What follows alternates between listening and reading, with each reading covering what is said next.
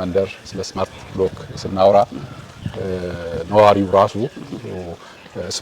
የስማርት ቪሌጅ አስፈላጊነት ማመን አለበት። ሴኩሪቲ ሲስተሙ የማኔጅመንት ሲስተሙ በቴክኖሎጂ የተደገፈ መደረጉ ነው ትልቁ ነገር።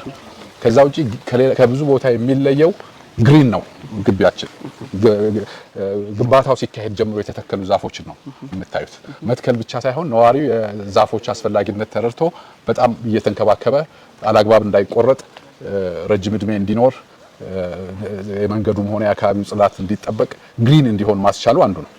ዋናው ግን ፍላጎቱ መቀየር አለብን፣ መለወጥ አለብን። ተጨማሪ እንግዲህ እንዲሰጡ እነዚህ ሁለቱ ወንድሞቻችን የቦርድ አባላትና የማህበሩ ስራ አስኪያጅ አሉን እዚህ። ሰላም፣ ተጨማሪ ሀሳብ ናቸው።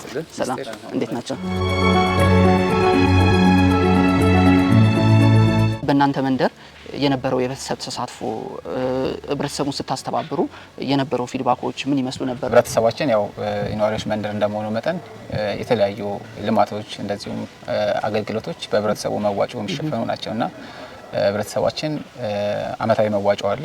ለምንሰጣቸው የተለያዩ አገልግሎቶች እንደ ጥበቃ፣ ጽዳት፣ የተለያዩ ሜንቴናንስ አገልግሎቶች፣ ጽዳት እንደዚሁም ደረቅ ቆሻሻዎችን ማስወገድ የተለያዩ ለነዚህ አገልግሎቶች የሚሆን ያው ወራዊ ክፍያ በአመት የሚከፈል ክፍያዎች አሉ።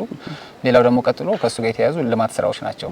እንደምትመለከቱት ግቢያችን በጣም ግሪንና ውብ ነው። እነዚህን ግሪነሪዎችን ለማሳመር እንደዚሁም የተለያዩ የሴኩሪቲ ስራዎችን በር ላይ እንደተመለከታችሁ የስማርት ጌት ማሽነሪዎችን እንዲሁም የጥበቃ የተለያዩ ነገሮችን ለማጠናከር ካሜራ የተለያዩ እንደዚህ አይነት የመንገድ ጥገናዎች ስራዎች የምትመለከታቸው በግቢ ውስጥ ያሉት ብዙ የውስጥ መብራት የልማት ስራዎች በሚያስፈልጉ ጊዜ ያው ወደ ነዋሪው ነው መዋጮ የምንወስደው።